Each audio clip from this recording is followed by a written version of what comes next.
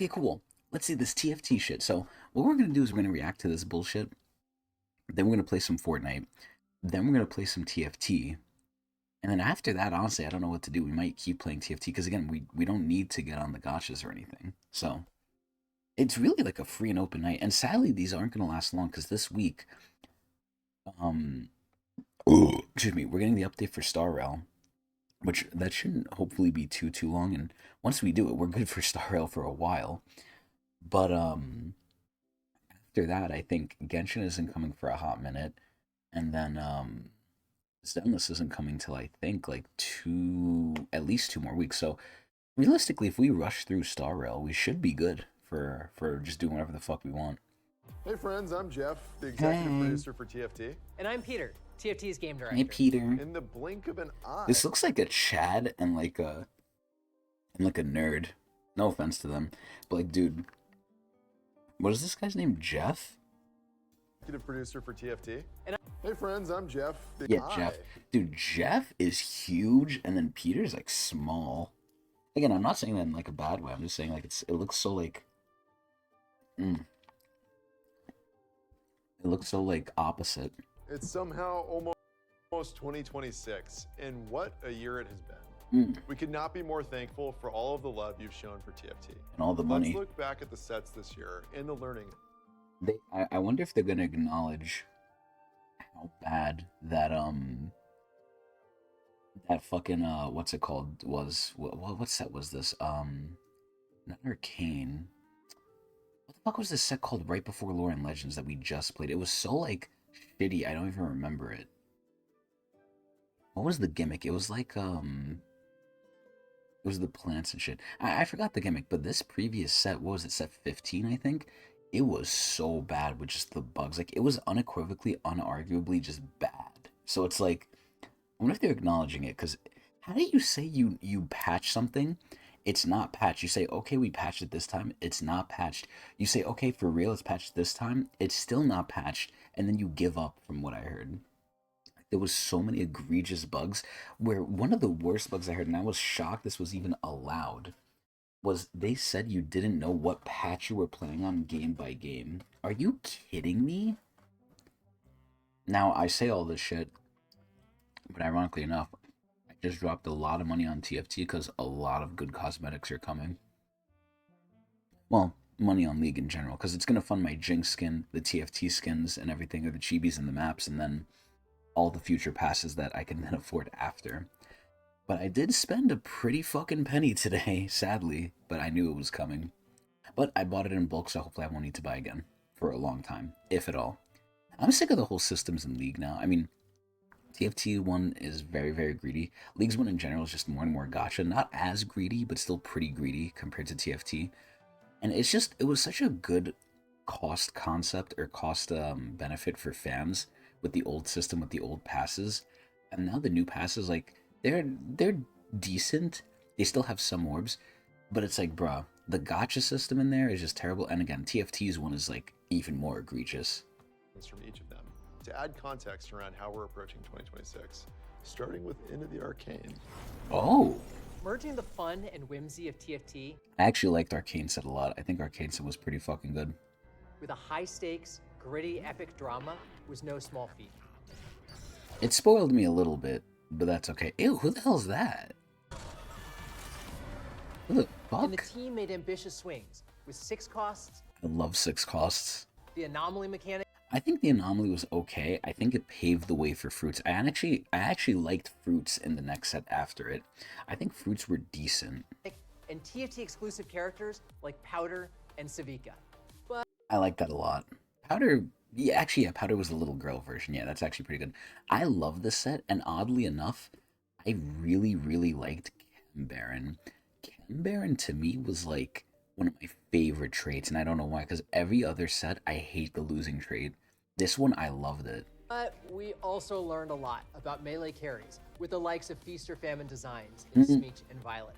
Bro, family, oh my lord. Melee archetype viability would kick off work on Roles Revamped, which would eventually go live with KO Coliseum. And the whole thing for KO Coliseum, I think, was decent, but again, it was just so buggy. And the way they got prismatics there was like different, and I feel like it was too strict. It was too restrictive. We took a walk down the mean streets of Cyber City and all its Oh wait, is this the right one? I don't know if this is the right one. rain-soaked neon glory. Is it? Oh my god, it's more. No, I think it's the one after went into this. Cyber City wanting to keep it simple. Our hypothesis was Is this that the one most with 5-star players, especially Kobuko? newer folks, would love a less complex It is. set. It is. I actually like this But one to be too. This one's completely decent. honest, our hypothesis was a bit off. Even newer TFT players thrive with I like that Shaco build too. Infinite stacking Shaco. That shit was good. novelty and deep gameplay. And experienced players certainly don't want an oversimplified set. While reprints can feel comfy and familiar, an overuse of them undermines a set's freshness. That said, Cyber City really shined with its unique 5 costs and unexpected hacks. Oh. We know that novelty is what draws players to TFT, and we'll make sure to carry that Relatively. forward It's in also future sets. cosmetics, relatively. Then we went all in. But it on has an great anime gameplay. fighting tournament with KO Coliseum. Okay, here's the one. It was KO Coliseum. This is the problem one. This was our biggest thematic swing yet. Custom shaders, shiny new top 4 ceremony. Visually, it was and great. Anime references and Visually and the anime references, I think was great. I think it was done a little low quality with some of the trailers, but overall it was decent. And allegedly, I heard for a lot of these that Mordog was not involved in these. fused into traits, abilities, and power-ups. It was That okay said, just from all the it was far from bugs, though. perfect, and we heard that from all corners of the community. We ran into major balance issues, especially with power-ups, and a general And feeling major that the bugs. set wasn't flexible enough. Though some sets will inherently be more flexible than others, we definitely hear you on this. And we're hoping that Lore and Legends satisfies your craving for more flex play. I'm gonna be honest, the whole gimmick of Lore and Legends with the unlocking champions, and when you unlock them, yeah, they're still harder to get because let's just say I'm the only one who unlocks Demacia, right? I unlock Poppy, I unlock Gilio.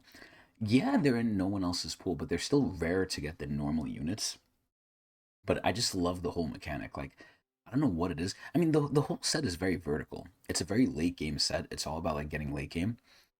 It's literally called 5-cost soup. It's so fucking good. This is probably one of my favorite sets so far, just because it's so scaly and the augments are a lot of econ. It's a lot of ridiculousness and just the whole gimmick of unlocking characters. I like progression. What I really like is themed progression. I really, really like it. And scaling. We also know that bugs and instability are major pain points for our players. Oh, they Our said team it. is committed to staying agile and responsive to player feedback. All And we've right. already been hard at work on future tech and tools investments to improve player experience across both PC and mobile. We Nice. also took a big swing on PvE. Oh. Talker's Trials continues to be an effective tool for new players onboarding to a set. And It Alshin's is. Ascent It was our is. first attempt at a roguelike game mode. I actually really liked Aoshins. Now, it wasn't necessarily a problem with Aoshins. It's a problem with just roguelikes. It's how do you balance it? Because eventually, if you play roguelike enough, you just become OP if it's like Aoshins, where you can get perma upgrades. If you completely progress the whole pass of Aoshins, it became a joke. Like, you were going to win regardless, but that's the point. It's PvE. I think it was fun, though. I hope they do more PvE stuff. I actually really liked it. That allows you to I thought it was very creative. customize your own journey up the mountain. But eventually, all PvE stuff, all roguelike stuff can get boring depending on how much randomness there is. This was our biggest swing at a true PvE in TFT. And while we're really happy, When they say, while we're really happy, they're usually going to follow it by something the exact opposite. They're going to say, oh, well, number one, they baited people a little bit with like some FOMO in there. But number two, I wonder, like, because again, it's going to have a huge player drop off, like, the longer it's out. That's most league game modes in general. I just hope they had enough, like, players come in to where they do it again, but it doesn't sound like they will. with how Aoshin's Ascent was received, we're honestly just getting started. Never mind, I was wrong. The team has big Let's ambitions go. to continue developing alternate ways to play TFT. Yes! More PvE Yes! experiences. Yes! But that means it's going to take us a little longer to show off anything. I'm So fine don't with expect that. it to appear on this year's roadmap. We'll Okay, keep you fine. updated as we climb this mountain. Revival Damn, is so that's also just gonna hit be over extra a hard year. this year. From the Remix Rumble Reunion Tour to the Dragon Flights we took in Uncharted Revival was 4. actually very fun. Fate's I actually really Festival liked of it too. Beasts is a certified TFT classic at this Good point, classic? which is why we'll be bringing it back for the TFT Lunar Revel at the start of next year. Whoa, I've seen the China. comp tier lists. I'm China. forcing Timo Sharpshooters. Yeah, good luck with that, Peter.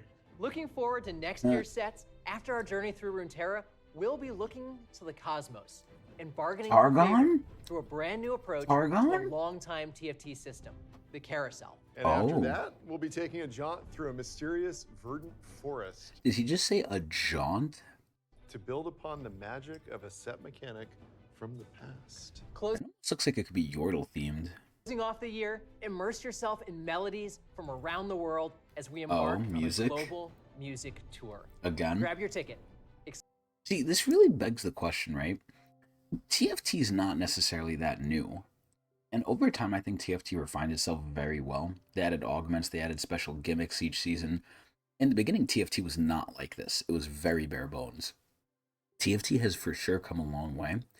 The main thing I'm curious about is like, at a certain point, and they kind of do this now, excuse me, at a certain point, they bring back certain champions, they bring back certain traits, certain abilities, certain augments. They start repeating stuff because there is a relative creative limit they could do. And I feel like if they're going to go for this long, how much more creative can they get? Now, granted, I say that, but the world is like an endless soup of possibilities, just like 5-cost soup. But like, man, I'm very excited for this shit. Exclusively through the Convergence. TFT has had unbelievable growth through the years. They have a We shipped monopoly. TFT 6 years ago with a small team who wanted nothing more than to make a fun new game mode. And It's ironic because this is the same thing that happened to Call of Duty Zombies, but in a similar vein, Call of Duty Zombies, I think, is lasting a little bit too long. And Call of Duty has its own issues for sure, but it's lasting a little too long, and it's running into the issue of, like, I think bad leadership, bad direction. I mean, you can always evolve something and make it different, but how much different can you make it to where it's not the same thing?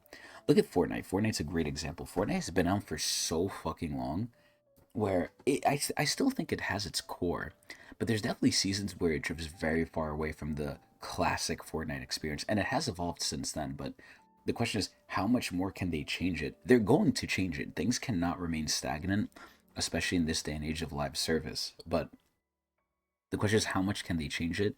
Either A, where it still remains good, or B, where it still remains similar to the base game. And it changing from the base game doesn't necessarily mean a bad thing. It's just, you're going to get a different audience at that point, relatively. it's grown into so much more. It's Although like Call we're of Duty built on a Zombies, solid bro. foundation, as we look towards the future of making TFT an experience that can last for forever, That's we crazy. need to ensure that foundation can withstand our future They make so much ambitions. money. So we've spent 2025 doing some work on ensuring TFT is the best forever game it can be. And to that end, we're going to be shipping some tech and tools upgrades next year. We'll Whoa. share some more information soon.